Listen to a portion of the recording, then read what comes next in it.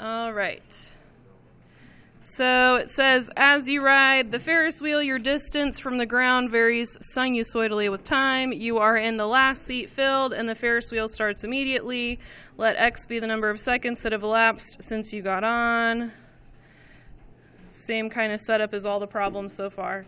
You find that it takes you 3 seconds to reach the top, which is 38 feet above the ground. The diameter of the wheel is 30 feet. So the top is 38. The diameter of the wheel is 30 feet. So what's the bottom down here? 8. Okay, I'm going to say this is going to be where our middle is. The wheel makes a revolution every 15 seconds. So that means that we did not get on at the bottom if it takes us 3 seconds to reach the top. We did not get on at the bottom. Does that make sense? Okay, so I'm going to say, maybe we got on right in here. And it's going to go up to the top and then come down, up to the top and then come down. Okay, and then I'm not very good at drawing this part. Okay. So I know that from the bottom to the bottom, I know that that is 15 seconds, right? So one whole revolution is 15 seconds. And I know that from here to here, that's 15 seconds. Does that make sense? A whole revolution is 15 seconds. But I know that from here, and I did not draw this to scale, so this is not proportional the way it should be. But I know that it took me 3 seconds to get to the top. It took me 3 seconds to get to the top. Does that make sense? Okay. Now, from here to here, I'm going to use markers so you guys can see it. From the beginning of the wave to the end of the wave, that's a full sine curve. Does everyone agree with that? That full sine curve is 15 seconds. Everyone see that? Okay. If that full sine curve is 15 seconds, then how much is half of the coast curve? If that full coast curve is 15 seconds, then how many seconds is half? 7.5. So from here to here is 7.5 seconds. Do we agree with that? Okay. So if the y-axis to the top of the curve is 3 seconds, then how many seconds is it from the y-axis to the very beginning of the coast curve? 4.5 seconds. Does that make sense how I thought that through? So it'd be 4.5 seconds over here. That's how far off we were from the beginning of that coast curve. See how I thought it through? Okay. And then we can tell that this part right over here would be another 7.5 seconds. And then altogether that makes our 15 seconds for the whole period of the graph. Mm-hmm. You can step out. Mm-hmm. Okay, so we know that this is 4.5 seconds to the left is where the coast graph started. Does that make sense? 4.5 seconds to the left is where the coast graph started. Okay, the whole diameter of the Ferris wheel is 30. This is 8. This is 38. So what's the middle?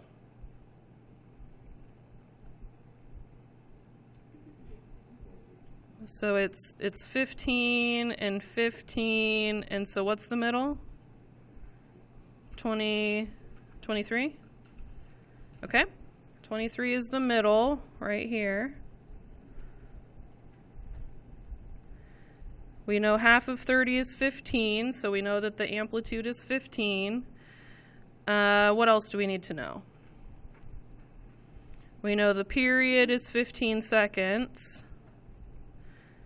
So how do we find the B value?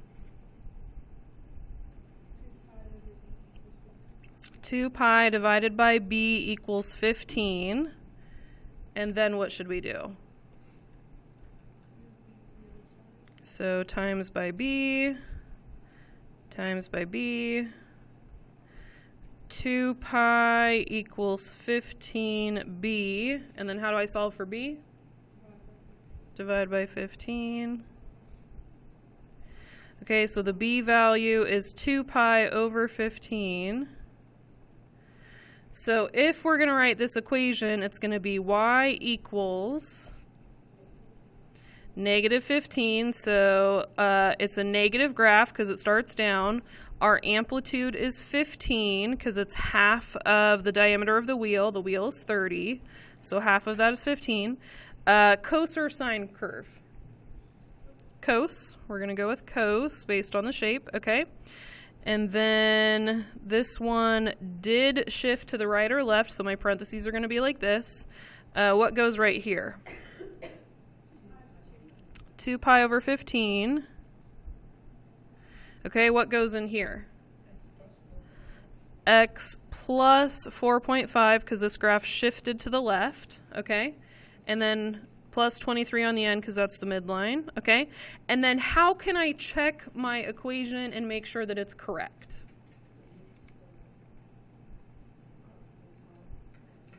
Yeah, when I plug in 3 seconds, I should get 38. When I plug in 3, I should get 38. Okay, so I'm going to make sure that my calculator is in radians, and it will be if I just reset it, okay? I'm going to store 3 for my x value, so 3 stored for x. And then I'm going to go ahead and type in my equation. So negative 15 cos 2 pi over 15 times x plus 4.5 plus 23. And I should get 38. Is everybody getting that? Yes? Yes? Yes? Whew. I didn't do this problem ahead of time, so this is good. We like it when we get the right answer. Okay.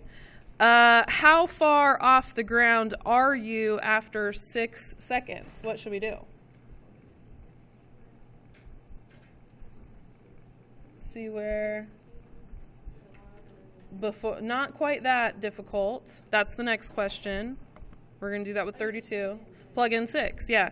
So I'm going to do 6. I'm going to store it as x. And then I'm going to go back up here and I'm going to copy paste this equation. 27.635. So if you plug in 6, you get 27.635. So you are 27.635. Is this feet or meters? Feet. Feet off the ground after 6 seconds. Yes. Oh, yeah, yeah. Mm-hmm.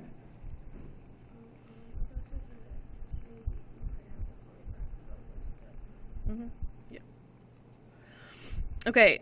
During the second revolution, so if we're looking at the graph, this is the first revolution. You go around the Ferris wheel once, like you do your first circle, do your second circle. So during the second revolution, when are you 32 feet above the ground? So they are telling us specifically what times they want us to look at. So we're going to have to make sure that when we actually look at this graph, we can see the second revolution. And then we're going to have to make sure that when we find the times, we are only looking at the times for the second revolution. Okay? So how long does it take to do one revolution approximately? 15 seconds. And so how long would it take you to do the second revolution? 30 seconds, between 15 and 30 seconds. So what I'm going to do is I'm going to type this equation in, negative 15 cos 2 pi over 15 x plus 4.5, but I should hear more clicking because I should hear every single student typing this in.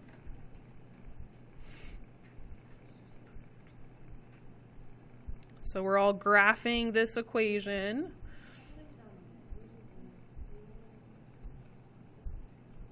Yeah, use that one for now.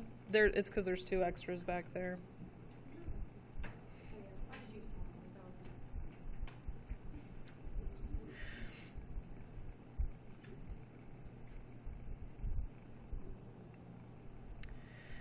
And then once you have this graphed, we're going to hit window.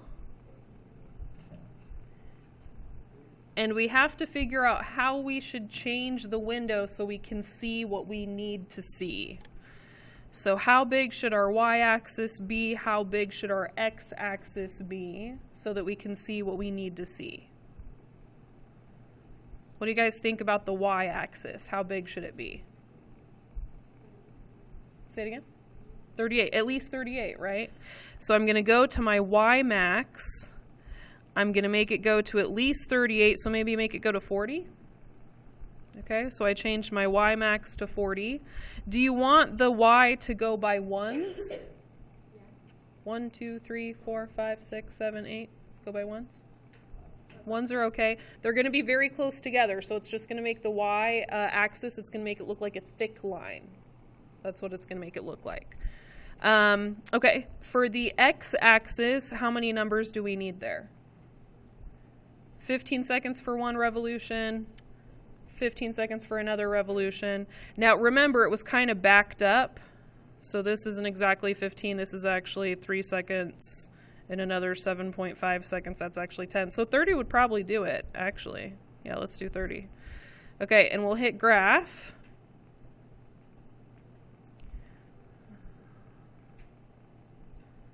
Perfect. So there's our first revolution, second revolution. So this is where we're going to be looking for the times where you're 32 feet in the air.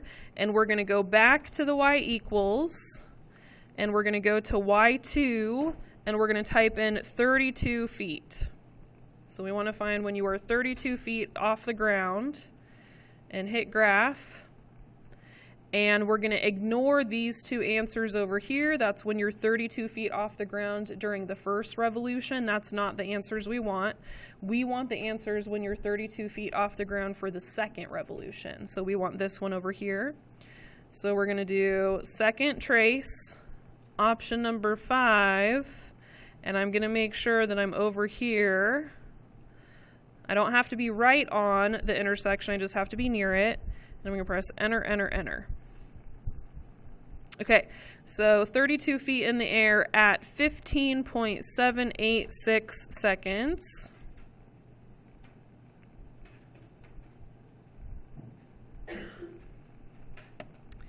And then I'm going to do that again, second trace, option number 5. Now I'm going to move closer to the other intersection. Move closer to that one. Enter, enter, enter.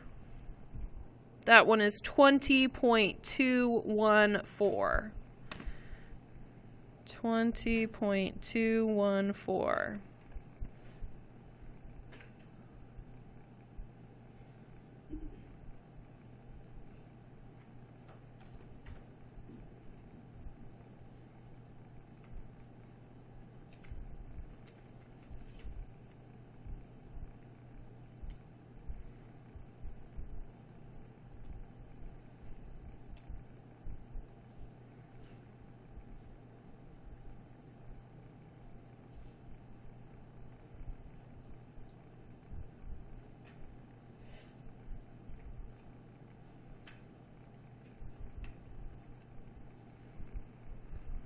Okay.